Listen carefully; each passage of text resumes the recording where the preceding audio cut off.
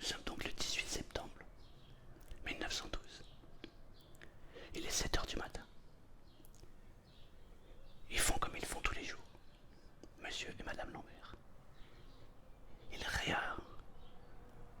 réapprovisionnent, ouais, c'est ça, ils réapprovisionnent le magasin.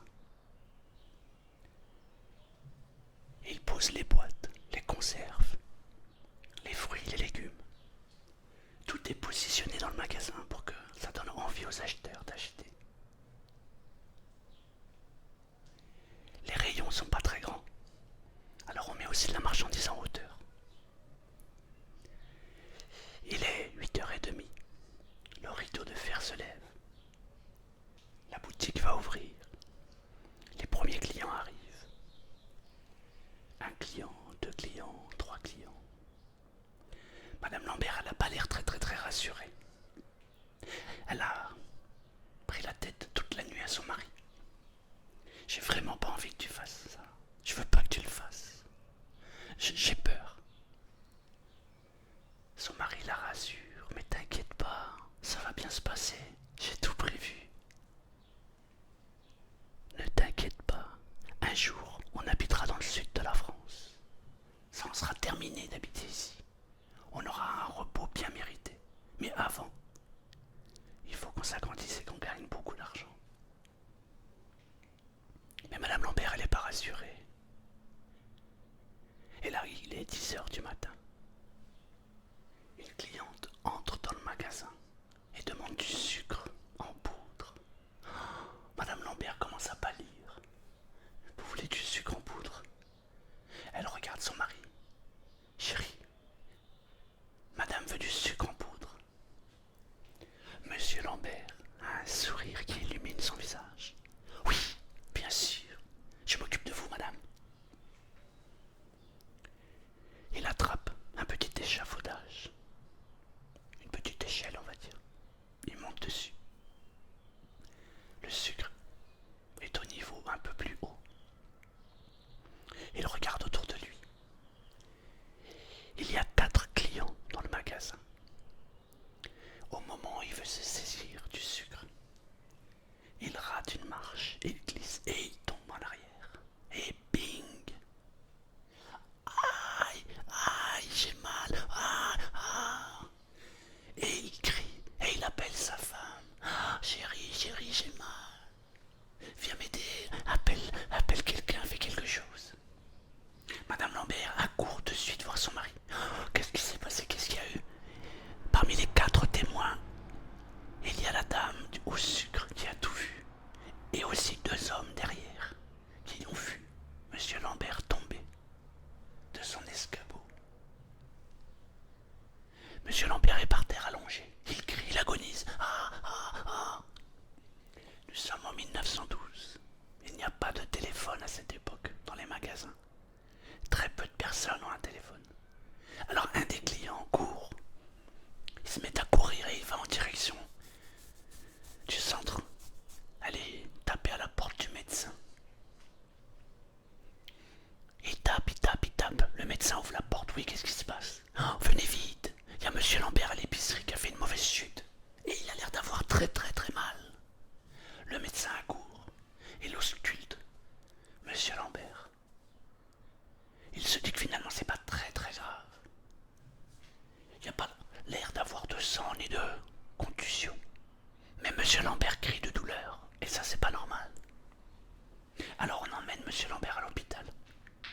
On lui fait passer des examens. Et la décision arrive. Monsieur Lambert a les jambes paralysées. Il ne peut plus bouger. On est obligé de le mettre dans un fauteuil roulant. Ça fait 3 mois maintenant que monsieur Lambert est dans son fauteuil roulant. Dans l'épicerie. Dans la ville de Dijon, la nouvelle s'est répandue. L'épicier, monsieur Lambert, a fait une mauvaise chute. Du coup, madame Lambert est toute seule à travailler au magasin. Monsieur Lambert est ici, mais la pauvre, il faut l'aider. Elle pourra jamais s'en sortir. Alors les gens accourent dans le magasin et font leur course. Parce qu'il faut aider monsieur et madame Lambert, le pauvre. Le magasin est bondé la journée. Le chiffre d'affaires a été multiplié par 10. Monsieur et Madame Lambert sont contents. Ils vont pouvoir acheter le magasin d'à côté. Ils vont pouvoir agrandir l'épicerie. C'est d'ailleurs ce qu'ils font. Au bout de 6 mois supplémentaires, ils ont assez d'argent pour acheter le magasin d'à côté et agrandir leur boutique. La boutique ne désemplit pas. Tout le monde vient acheter ici pour aider monsieur et Madame Lambert. Les pauvres. Sauf que monsieur Lambert, lui, il n'est pas vraiment handicapé. Il a touché même la prime d'assurance. Il a touché 100 000 francs. 100 000 francs pour l'époque, c'est juste énorme. Je pense que ça vaudrait peut-être 1 million d'euros aujourd'hui. Et avec ces 100 000 francs, ils ont donc acheté la boutique et agrandi leur boutique. Sauf que monsieur Lambert, un soir, il craque. Il dit à sa femme: chérie, je peux plus, j'en ai marre, je supporte plus, j'en peux plus. Parce que monsieur Lambert, toute la journée, il est assis dans son fauteuil roulant, à circuler dans la boutique. Et le soir, quand le rideau est fermé, monsieur Lambert se met à gambader. Il déplie ses jambes. Oh mon Dieu, ça fait du bien de marcher. Mais là, il craque. Chérie, à quoi ça sert d'avoir de l'argent? À quoi ça sert d'avoir un magasin qui est bondé si je ne peux pas réaliser ce que je veux réaliser? Je peux même pas aller à la pêche. Je peux même pas marcher, je peux pas courir, je peux rien faire. Chérie, j'en peux plus, c'est une très très mauvaise idée qu'on a eue là. Non chérie, c'est une très très mauvaise idée que tu as eue. Je ne voulais pas le faire moi. Oui, d'accord, ok. C'est une très mauvaise idée que j'ai eue. Mais maintenant c'est fait. Mais je crois que je vais tout avouer. Je peux plus rester comme ça. Et Madame Lambert qui repense à sa vie d'avant et sa vie d'aujourd'hui. Non chérie, tu peux pas faire ça, c'est pas possible. Encore 3 ans. 3 ans. Et on aura assez d'argent pour quitter cette vie et pouvoir acheter une maison en bord de mer dans le sud de la France. Mais chérie, 3 ans, tu t'imagines? Tu te rends compte? C'est énorme. Je pourrais pas tenir 3 ans, c'est pas possible. Alors Madame Lambert a une illumination. Et Monsieur Lambert le voit. À quoi t'as pensé, chérie? Dis-moi à quoi t'as pensé. Non, je peux pas te le dire, non. Oublie ce que je viens de te dire, oublie-le, s'il te plaît, oublie. Non. Dis-moi à quoi tu as pensé. Madame Lambert n'ose pas lui dire, mais il lui met la pression. Dis-moi à quoi tu as pensé. Alors Madame Lambert lui dit: bah écoute, peut-être qu'on pourrait aller simplement à l'entretien. Et puis peut-être qu'on pourrait dire, et comme ça tu ferais. Imagine, on serait là-bas, alors on serait tous. Monsieur Lambert a les yeux qui brillent. Mais chérie, c'est une idée de génie. C'est une idée de génie. T'imagines, on pourra appeler l'épicerie au miraculé. Madame Lambert, son prénom c'est Bernadette. Oh bah tu sais, chez Bernadette ça pourrait le faire aussi. Non, chérie. Ça va s'appeler au miraculé. Elle a une idée un peu sordide, mais c'est une idée de génie. Monsieur Lambert imagine déjà les millions qui vont arriver.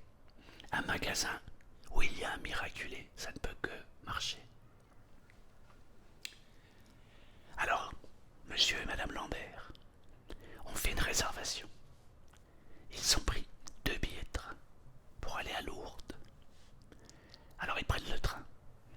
Ils descendent jusqu'à Paris, parce qu'il n'y a pas de trajet direct Dijon-Lourdes. À Paris, ils changent de train. Et les voilà partis. Ils arrivent à Lourdes. Nous sommes le 15 août. C'est le jour où il y a le plus de monde à Lourdes. Ils n'ont pas choisi cette date par hasard. Il y aura beaucoup de témoins de sa guérison miraculeuse. Alors, il y a beaucoup de monde. Il y a 2 infirmiers bien costauds qui sont là. C'est au tour de monsieur Lambert de passer. Ils le saisissent, ils le mettent dans l'eau de Lourdes et le remarquent. Et lui dit: oh mon Dieu, je marche, mon Dieu, je marche.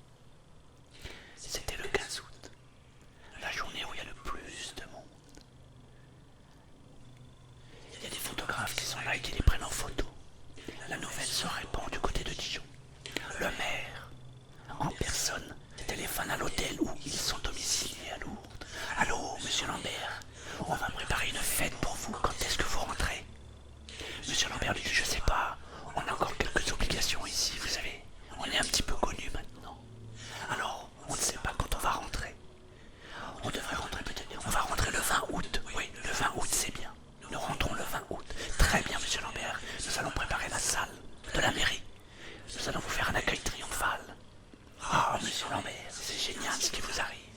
Bravo, monsieur Lambert. Monsieur et madame Lambert sont convoqués à droite à gauche pour faire des interviews. C'est un miraculé. Un truc incroyable qui vient de se passer à Lourdes. Et nous arrivons à la date du 20, le 20 août. Monsieur et madame Lambert prennent le train. Montent dans le train. Le train part. Ils ont 10 heures de route en train pour rentrer chez eux. Le train démarre et il avance. Et il avance. Bon, ça c'est le bruit d'un cheval. Mais ça ressemble. Le train roule à vive allure. Puis, à un moment, le train ralentit net. Mais qu'est-ce qui se passe? Le train vient de se taper un train de marchandises sur le côté. Il y a eu un choc assez violent. Et il n'y a aucun blessé, mis à part une personne. Monsieur Lambert. Monsieur Lambert est blessé. Il s'est pris la vitre du train. Il s'est pris les morceaux de vitre sur ses jambes. Il est emmené en urgence à l'hôpital. Au bout de 8 heures d'opération, madame Lambert est angoissée comme c'est pas permis. Alors, monsieur le médecin, qu'est-ce que vous avez fait? Le chirurgien lui dit: je suis désolé, mais il fallait que nous intervenions rapidement. On n'a pas pu faire autre chose que de l'amputer. Oui, nous l'avons amputé des 2 jambes. Monsieur et madame Lambert repartent. Au bout d'un certain temps, ils arrivent dans la boutique. La boutique est ouverte. Ça s'appellera pas Au Miraculé. Ça s'appellera toujours l'épicerie du centre. Et alors au début il y avait beaucoup de monde qui venait parce qu'ils voulaient voir la personne qui avait été guérie miraculeusement et repris de sa guérison miraculeuse. Ça avait fait grand bruit. Monsieur Lambert, lui, il pleurait sans cesse. Il était déprimé. Alors au début les gens venaient pour les encourager. Mais au bout d'un certain temps, les gens se lassaient de l'entendre pleurer. Mais je comprends pas pourquoi il pleure. De toute façon, il était déjà paralysé. Il a eu une bénédiction pendant 5 jours, il a pu marcher. Mais ça n'a rien changé pour lui, de toute façon, il était déjà paralysé. Les gens ne savaient pas qu'en fait c'était une arnaque tout ça. Alors au début il y avait beaucoup de monde et puis les gens se sont lassés. Jusqu'à ce